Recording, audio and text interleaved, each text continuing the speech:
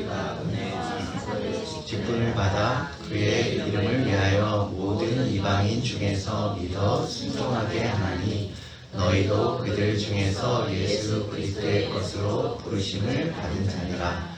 로마에서 하나님의 살아가심을 받고 성도로 부르심을 받은 모든 자에게 하나님 우리 아버지와 주 예수 그리스도로부터 은혜와 평강이 있기를 원하노라.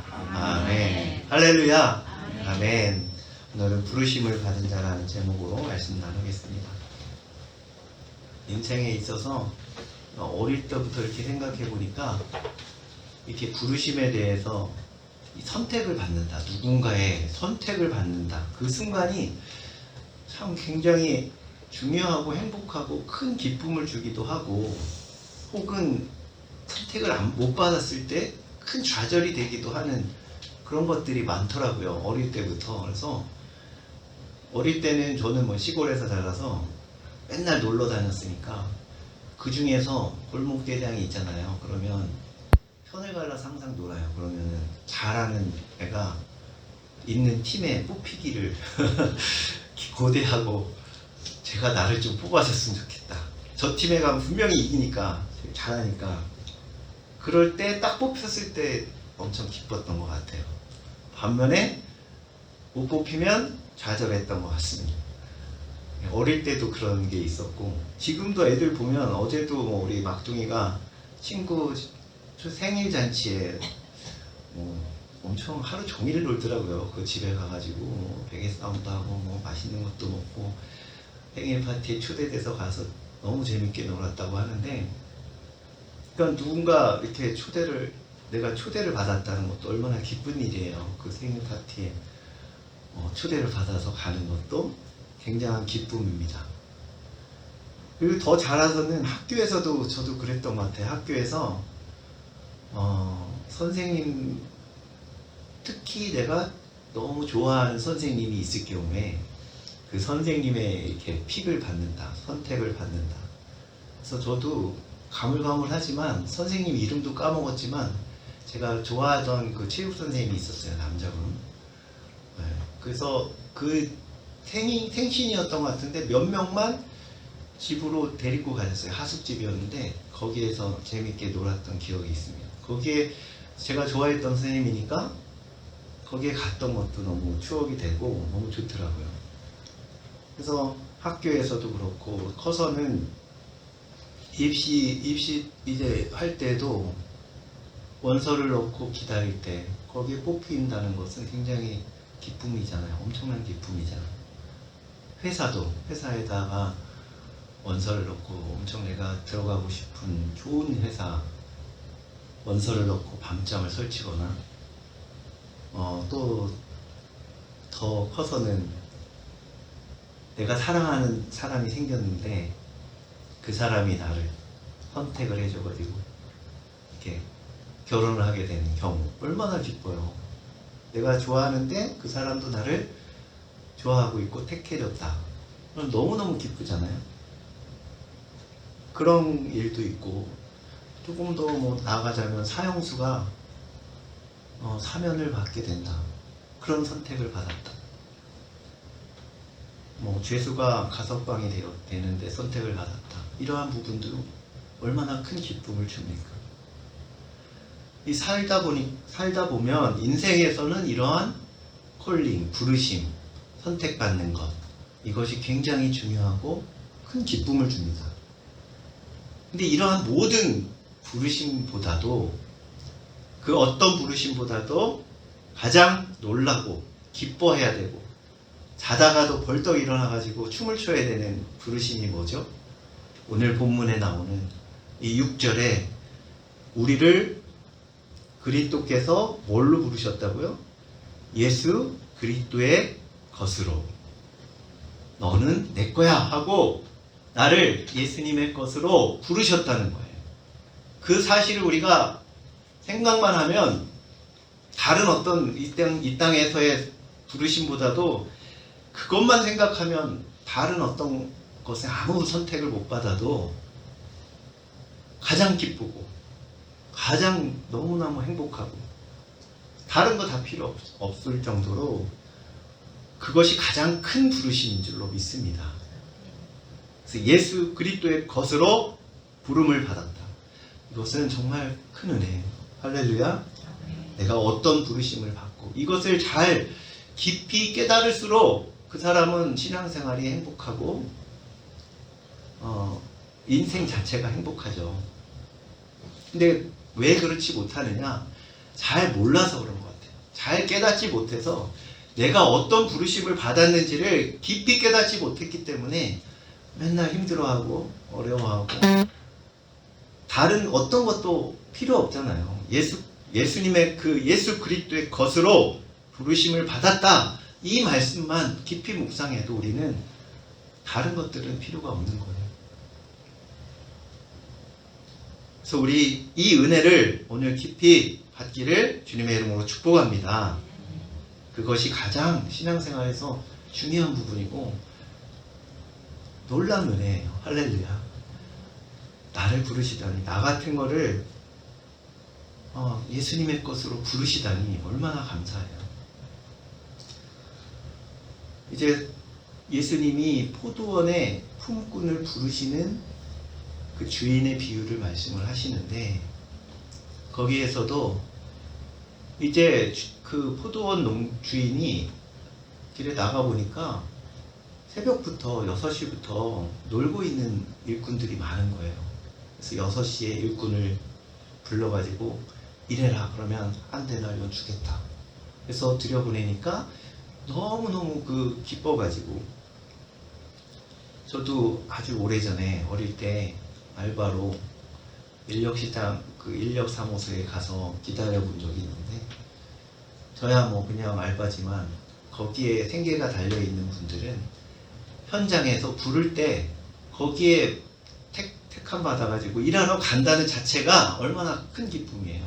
하루 일당을 벌어서 가족들을 먹여 살릴 수 있고 일할 수 있다는 것 자체가 얼마나 큰 기쁨이겠어요. 그래서 거기에 남아있는 선택을 받지 못한 사람들이 그냥 어깨가 축 늘어져갖고 그냥 집으로 돌아가는 그런 것을 보면서 이게 일꾼이 그 포도원에 탁 들어가서 일한다는 거, 그래서 얼마나 열심히 일했는지 몰라요.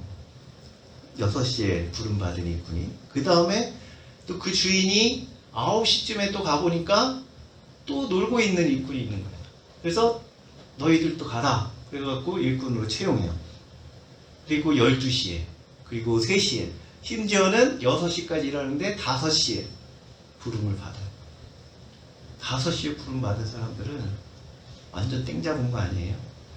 너무 똑같이 한 데나리온을 받기로 약속하고 일을 하러 들어갔어요. 그랬더니 어떤 일이 벌어졌죠? 6시에 온 사람들, 6시, 9시에 온 사람들이 우리는 떼양볕에 하루 종일 일했는데 어떻게 우리 똑같이 한 데나리온을 줍니까? 하고 주인을 원망해요. 그러면서 예수님께서 그걸 왜 말씀하신 거예요? 바리새인들을 향해서, 유대인들을 향해서 먼저 부름받은 것, 그리고 나중에 부름받은 그 사람들을 시기하고 또 그 주인을 잘못됐다고 하는 것, 그것이 잘못됐다라고 말씀을 하시면서 오랫동안 일한 것, 그러면서 뭐가 생기냐면 처음 부름받았던 그 감격이 사라지는 것. 내가 열심히 했지. 태양볕에 내가 하루 종일 수고했는데 왜 나한테 더 안 주시지?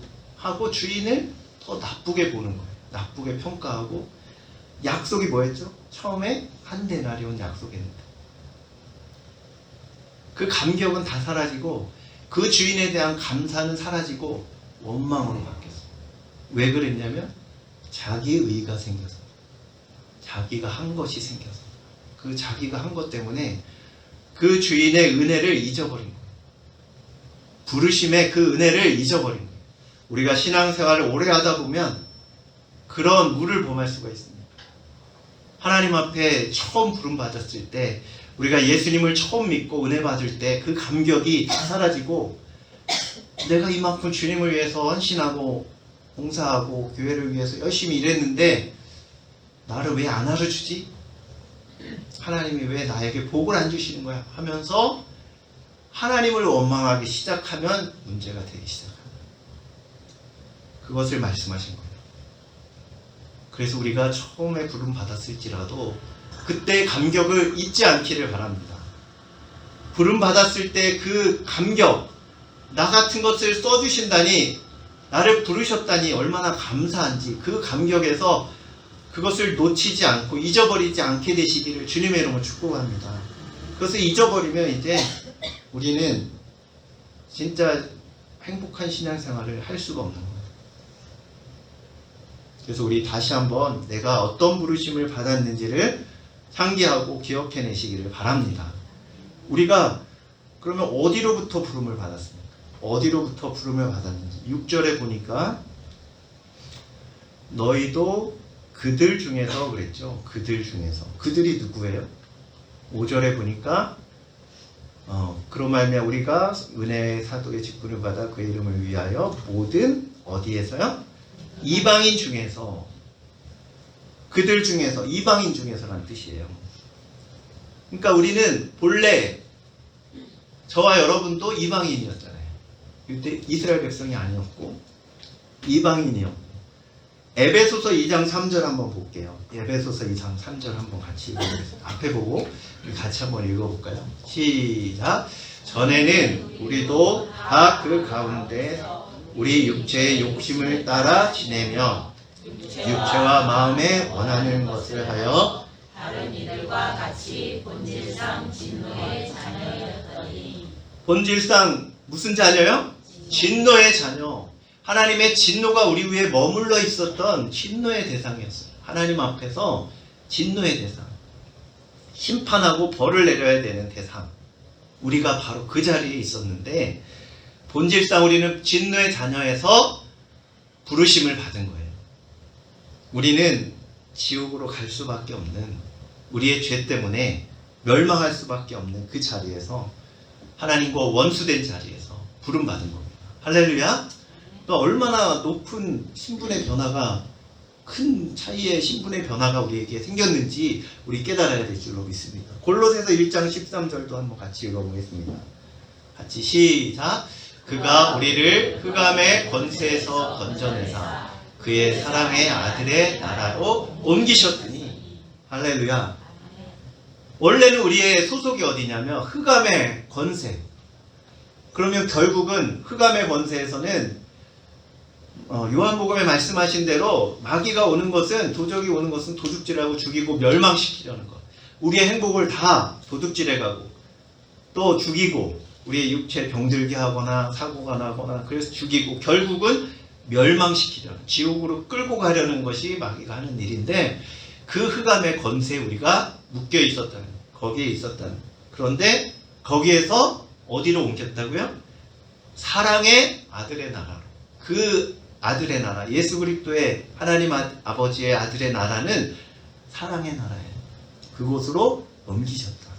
할렐루야. 여러분을 옮겨주신 분들인 줄로 믿습니다.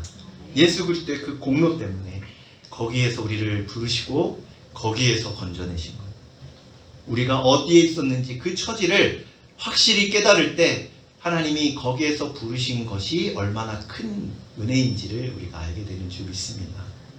그래서 우리를 거기에서부터, 이 완전 망하는 데서부터, 지옥 가는 데서부터, 진노에서 거기서 건져내시고 부르셨다는 거 잊지 않게 되시기를 바랍니다.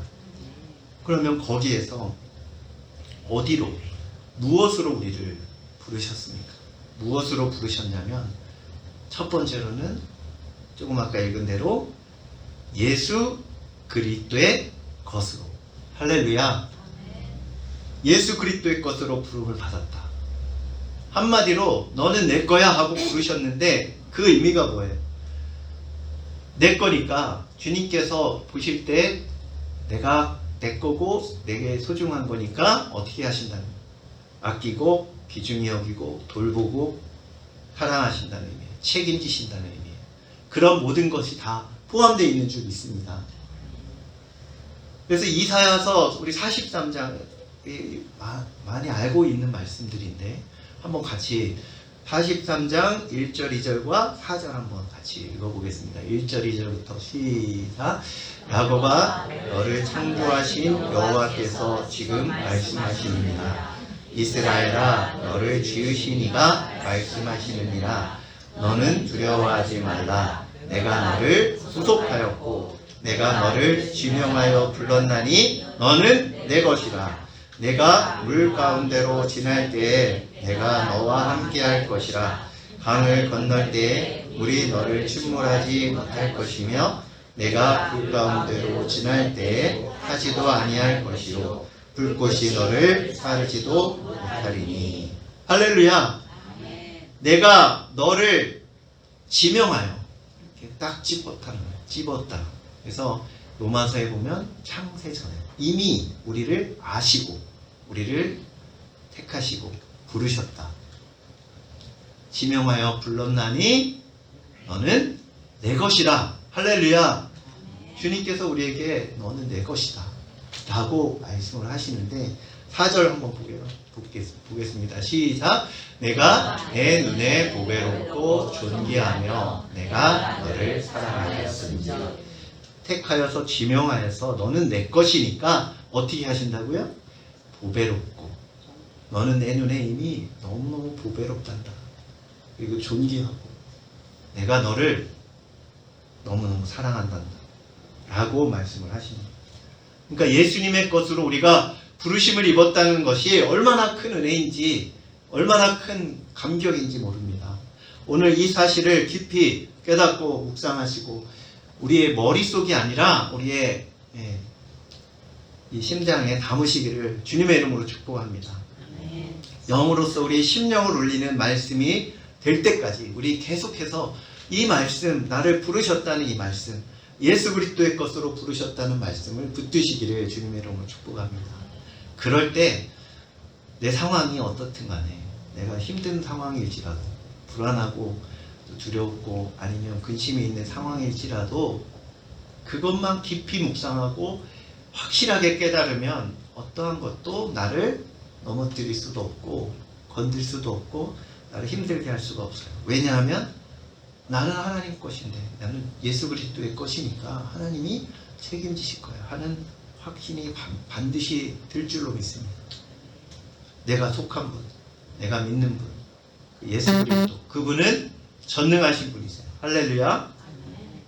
그분이 어떤 분이세요? 우리 사복음서에 보면 죽은 자도 살리시고 귀신을 쫓아내시고 문둥병자를 낫게 하시고 폭풍을 잠잠하게 하시고 우리 떡 5개 물고기 2마리로 수천 명을 먹이시는 전능하신 분, 그분이 바로 나를 지명하여서 부르신, 그리고 내 것이다 라고 너는 내 거야 하고 말씀하신 그분이라는 것을 기억하시기를 바랍니다. 할렐루야. 우리는 예수 그리스도의 것으로 부름받았습니다. 또 두 번째로는 뭘로 우리를 부르셨냐면 여기에 성도로 부르심을 받았다. 우리 7절에 한번 볼게요. 로마에서 하나님의 사랑하심을 받고 성도로 부르심을 받은 모든 자에게, 안부하는 거잖아요. 성도로 부르심을 받았다. 거룩한 성도로, 구별된 성도로 우리를 부르셨다. 이것에 깊은 은혜가 있으시기를 바랍니다. 우리 성도로 부르셨을 뿐만 아니라 저 같은 경우에는 목사로, 또 집사로, 권사로, 장로로 여러 가지 직분으로 부르셨지만 가장 중요한 부르심은 뭐냐면 성도로 부르시는 거예요. 거룩한 구별된 하나님의 백성으로 우리를 부르셨다는 것 깊이 깨닫게 되시기를 바랍니다. 그래서 구별됐기 때문에 탐도 구별되는 그런 은혜가 있으시기를 주님의 이름으로 축복합니다. 그래서 제가 이제 이곳에 오기 전에 이제 파주에 있는 교회에 있었는데 거기에 이제 옛날에 저는 다른 교회에서 신앙생활 해본 적이 없이 그냥 고등학교 때 거의 3학년 다 돼서 처음 교회를 나간 게 우리 이 유만한 이 상가교회였거든요. 거기에서 계속 신앙생활을 했고 그때 어릴 때 중고등부 때 만났던 친구가 있어요. 그 친구가 이제 세월이 지나면서 이제 소식도 뭐 전하지 못하고 있다가 부흥이 돼서 이제 교회를 짓고 파주에다가 이제 성전을 건축하고 거기에서 이제 제가 부교육자로 있었거든요. 근데 거기에 오셨던 한 분이 해가족 중에 한 분이 그 친구의 와이프예요. 그래가지고 여기 그 주보를 가지고 갔는데 보니까 담임 목사님 성함이 낯이 익은 거예요. 옛날에 자기가 다녔던 교회의 목사님이랑 똑같아서 알아보니까 거기에 친구인 저도 부목사로 있는 거예요. 그래가지고 반가워가지고 만나가지고 식사도 하고 오랜만에 보니까 교회를 안 나가고 있더라고요. 그 와이프만 해가지고 와 있고 그래서 몇 차례 만나면서 만날 때마다 제가 너무 부담스러운 게 뭐냐면 아이고 우리 목사님 막 그러면서 이름도 안 부르고 굉장히 막 그 목사님이라고 자랑스러워 하더라고요. 저는 그게 되게 부끄러웠긴 했어요. 근데 너무 자랑스러워하고 네가 목사님이 되다니 그러면서 자기도 그 중고등부 때 제가 저희 은사가 있거든요. 그 집사님 한 분이 계신데 지금 전도사님이 되셨는데 그분이 뒤에서 눈물로 기도하던 것밖에 생각이 안 난대요. 그래서 자기도 언젠가는 교회 나갈 거래요. 그런 친구예요.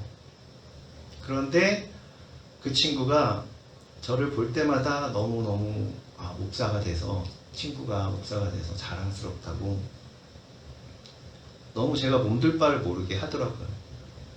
그래서 거기서 이 친구는 이 직분에 대해서 굉장히 그러한 나보다도 더 하나님 앞에서 특별하게 귀하게 생각하는 마음이 있구나. 저도 그래서 스스로도 귀하게 생각해야 되겠다. 이게 얼마나 영광인가 하는 생각을 하게 됐습니다. 그리고 이제 이사 오기 전에 그 친구 딸이 이제 그 옆에 큰 교회 베이시스트로 이제 봉사를 열심히 한다고 그래서 열심히 가라고 그래서 이제 그 교회로 출석을 하는 것까지 보고 왔는데 하여튼 만날 때마다 너무 부담스럽게 막 그렇게 해서 내가 이 부르심을 받았다는 것이 얼마나 귀한 것인가를 그 친구를 통해서 한번 알 수 있었어요. 여러분들도 다른 사람이 볼 때 교회 다닌다, 또 성도다, 그리고 또 직분이 있으시면 직분에 대해서 오히려 세상 사람들이 우리 안에서보다 더 귀하게 여기고 더 뭐라 그럴까요? 두렵고 떨리는 마음으로 바라보는 것 같아요.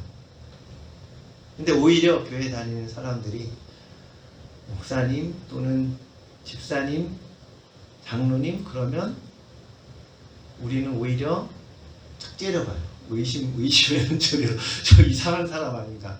누구 처음 만났을 때도 저 어디 장로님입니다 그러면 사기꾼 아닌가? 막 이런 그런 정도로 너무 이렇게 떨어졌어요.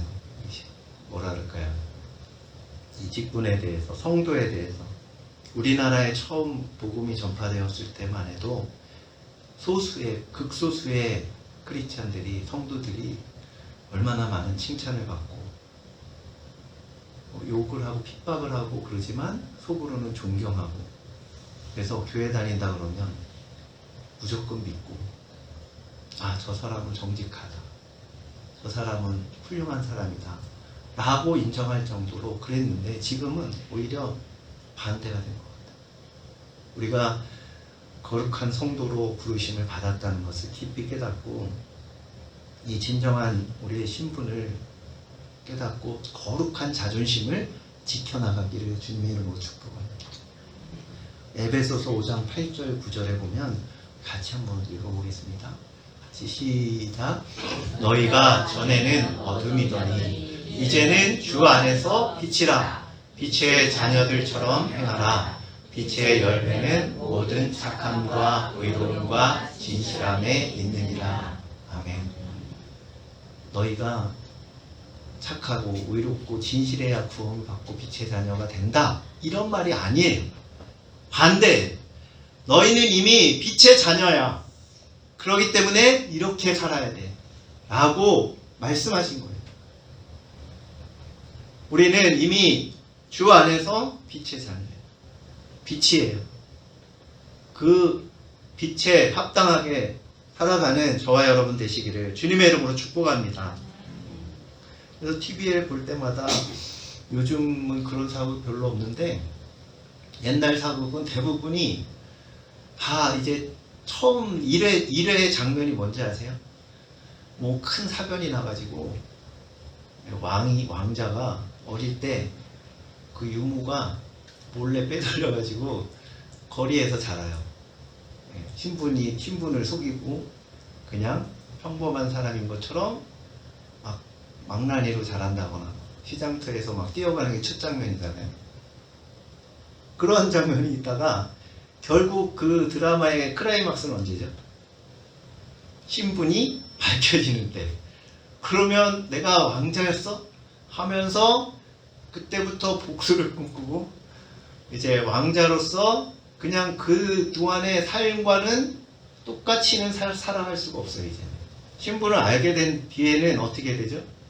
완전히 바뀌게 돼요. 똑같이 살아갈 수가 없어요. 시장 통해서 그냥 평범하게 살아갈 수는 없어요.